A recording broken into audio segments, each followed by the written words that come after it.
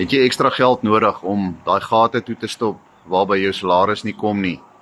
Of jy het ekstra geld nodig om jou kind se sporttoere of jou kind se bedrywighede te befonds, maar jy het nie planne nie, jou planne is op en jy is regtig op die einde van daai ledge, soos wat hulle sê.